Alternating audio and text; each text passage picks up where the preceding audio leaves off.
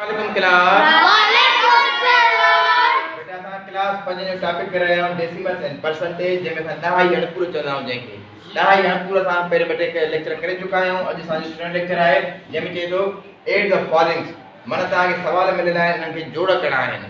ॾहाई अणपूरा असां कीअं जोड़ कंदा? हूअं सिंपल सां जोड़ हूंदा आहिनि त असां जेको असां मिलियल हूंदो आहे यूनिट सां माना एड कंदा आहियूं, टेंस सां असां एड कंदा आहियूं। हाणे असां जेकॾहिं ॾहाई अणपूरो मिलियल हुजे त उन कीअं कजे, यानी डेसिमल सां जेके असांखे नंबर मिलियल हुजनि, अंक मिलियल हुजनि, तादाद मिलियल हुजे, उन्हनि खे असां कहिड़े तरीक़े सां जोड़ करे सघूं था। हाणे पहिरियों असांखे ख़बर हुजे लिखिबो कीअं आहे।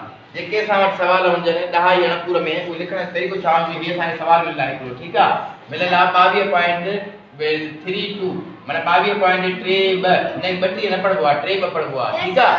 हाणे चए थो 22.32, हाणे कीअं लिखंदासीं? हाणे असां हिनखे लिखंदासीं कहिड़े तरीक़े सां लिखंदासीं? ॾिसो हाणे हिन में आहे यूनिट 10, हाणे 22 आहे, 22 दी एकड़ में कीअं लिखंदासीं? 2 का बड़ा माना 2 वंस एंड 2 टेंस दियो। हाणे ये डेसिमल आहे, डेसिमल के साथ में ढाई करना है, छा था ढाई ये पॉइंट में होगे, ढाई की निशानी ॾिनी से।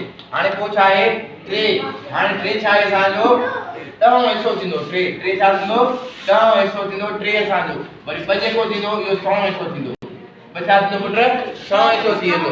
अचे थी ॻाल्हि सम्झ में? जी सर। हाणे चलो जोड़ कयो हिन सां जोड़ करण लाइ छा लिखंदासीं?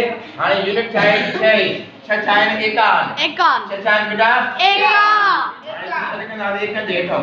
उन खां पोइ छा अचे डेसिमल आहे, यानी चुटको आहे ढाई या ढाई निशानी ॾींदासीं हीअ, ठीकु आहे पुट। पोइ आहे 4 6 4 छा आहे 4 10 हिसो आहे, 4 छा आहे 10 हिसो आहे, माना 10 था छा आहे बेटा 10 छा आहे 4।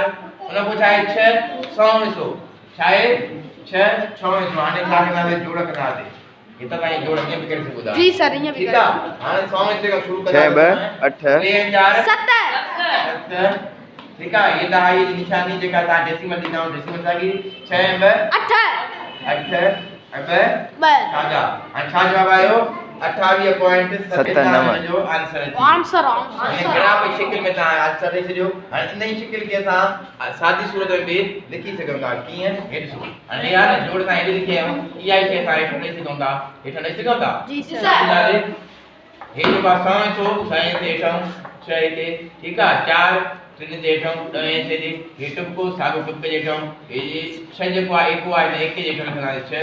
अॻे कुझु न आहे त 0 जो न ॾींदो त बि तव्हांजी ॻाल्हि साॻी आहे, ठीकु आहे, 0 ॾींदासीं। हाणे छा कंदासीं? हिनखे जोड़ कंदासीं हीअं, ठीकु आहे। हे न आहे हे सही आहे, इहे शइ असां खणी आयासीं हेठि, इहे शइ खणी आयासीं हेठि, पोइ इहे हेठों खणी आयासीं, ठीकु आहे। हाणे 6 2 8 ठीकु आहे, 4 ऐं 3 7 ठीकु आहे, पॉइंट साॻो ठीकु आहे, ऐं 6 2 8 हाणे मथे हेठे साॻियो या हेठे मथे साॻियो ॻाल्हि साॻी जवाब साॻियो ई ईंदो, ठीकु आहे बेटा।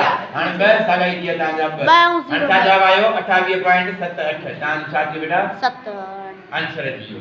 तव्हां हिन शिकिल में बि ग्राफ ज़रिए करे आयासीं ऐं असां हिन तरीक़े सां बि करे आयासीं, ठीकु आहे। मुंहिंजी कोशिशि आहे तव्हांजा कॉन्सेप्ट क्लियर करायां, न कि सवाल जवाब हल करायां, ठीकु आहे न। कॉन्सेप्ट क्लियर थी भले तव्हांजी वैल्यू चेंज अची वञे, कोई बि सवाल अची वञे, सिंधी में अचे इंग्लिश में अचे, तव्हां सभई आसानी सां करे सघो था। ऐं ॿी ॻाल्हि मां हिते कंदो हलां त मूंखे काफ़ी माना मैसेज वग़ैरह आया आहिनि, तव्हां इहे लेक्चर जेका उर्दू में कयो त तव्हां पुछणु चाहियो कमेंट में असांखे फीडबैक ॾियो त मां इहे लेक्चर जेके उर्दू में कयां त बहितर रहंदो, या सिंधी में असां सिलसिलो हलायूं अॻिते हली करे असां उर्दू में बि ॿिया लेक्चर कयूं, ठीकु आहे। हाणे सवाल नंबर ॿियो कंदासीं असां। सवाल नंबर ॿियो चवे थो 4.567 प्लस करणो आहे 36.4। हाणे हिनखे कहिड़े तरीक़े सां असां ग्राफ में कंदासीं, वरी पोइ असां हुनखे फर्दर सवाल कंदासीं। मुंहिंजो कॉन्सेप्ट आहे त कॉन्सेप्ट क्लियर थिए, ज़रूरी न आहे त मां हेॾे मां वैल्यू चेंज करे वञा होॾे मां ॿियो करे सघां थो, ठीकु आहे न। तव्हां पंहिंजो कॉन्सेप्ट क्लियर रखो, ठीकु आहे बेटा। हाणे छा कंदासीं? छा चवे 4.678। हाणे 4 छा आहे यूनिट आहे, 4 छा आहे यूनिट आहे, वंस आहे माना 1 आहे, 4 छा आहे 1 में लिखंदासीं। सवाल नंबर 1 थी वियो, ठीकु आहे। हे नंबर लिखंदासीं हाणे असां। हाणे 4 छा आहे 1 आहे, 1 में लिखंदासीं, 1 का क्या हो गया 9 में लिखंदासीं 4, ठीकु आहे। पोइ चए थो 5 6 7। हाणे टुक लिखंदासीं हिते 5 6, हाणे 7 हे असां में खणींदासीं हिन कॉलम में, ठीकु आहे बेटा। 7 असां हिन कॉलम में खणींदासीं, माना हज़ारों हिसे में आणींदासीं। हिकिड़ो हिसो थी वियो असांजो हज़ारों हिसो, ठीकु आहे बेटा। पोइ वरी छा थो करे जोड़ करणो आहे 36.4। 36 छा था 6 का 3 ॾह का, ठीकु आहे, 6 का 3 ॾह का थी विया 36।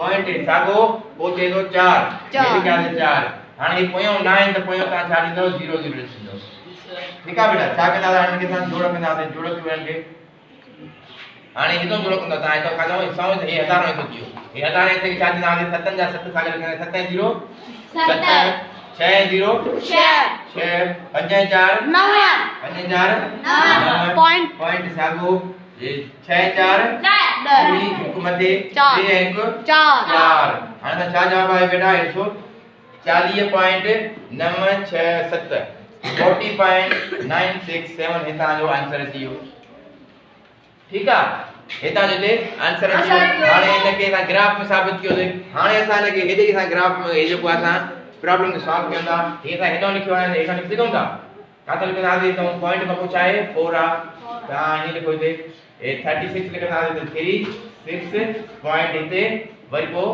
4 इने क्या कंदासीं जोड़ कंदासीं हाणे हे ॾिसो था खत्म कयो हिन हेठां लिखंदा हाणे हिन पोयों कुझु न आहे हे 0 हे बि 0 ठीकु आहे जोड़ कंदासीं हिन तरीक़े सां हाणे ॾिसो 7 में 0 जोड़ कंदासीं छा ईंदो 7 सागा 6 में 0 जोड़ कयोसीं 6 सागा 5 4 9 शाबाश हाणे पॉइंट साॻियो पॉइंट हाणे 6 4 पूरी हिकु मथे 3 1 4 सागा बचियो 40.967 हे पोइ 9 तो 7 न पढ़ंदासीं 967 पोइ न कंदे असां ईअं पढ़ंदा आहियूं ठीकु आहे हे तव्हां छा अची वियो आंसर अची वियो अहिड़े तरीक़े सां सवाल नंबर 3 में इहो तव्हां ग्राफ में बि लिखी सघो था ऐं असां ईअं डायरेक्ट बि करे सघूं था हाणे तव्हां ग्राफ सम्झी विया मां सम्झां थो जी सर हिनखे वधीक फर्दर ग्राफ खे न ॾिसणो हाणे असां चऊं था ॻाल्हि सम्झी विया हे कंदा डायरेक्ट कंदासीं ऐं 5 ऐं 2 7 पूरी है 6 पॉइंट सागो जियो 5 4 9 7 9 सागा 99.67 आंसर ठीक है 99.67 ता जवाब अची वियो अहिड़े तरीक़े सां असां सीरीज लेक्चर हलन था पिया जेके असां पेज मोटिवेशनल स्किल बाय सुफी जे नवां हुनखे फॉलो कयो सब्सक्राइब कयो ऐं YouTube ते वञी करे प्लेलिस्ट में तव्हांजा सीरीज बाय लिस्ट तव्हांखे मिली सघंदा ऐं कमेंट सेक्शन में पंहिंजी राय ज़रूर ॾींदा जीअं असांखे ख़बर पए त तव्हां असांजे लेक्चर में कहिड़े तरीक़े सां फ़ाइदो हासिल करे रहिया आहियो ऐं कहिड़े शहर में तव्हां ॾिसी रहिया आहियो ऐं शेयर कयो जीअं ॿिया बि असांजे लेक्चर जो फ़ाइदो हासिल करे सघनि थैंक्स फॉर वॉचिंग रिमेंबर अस इन योर प्रेयर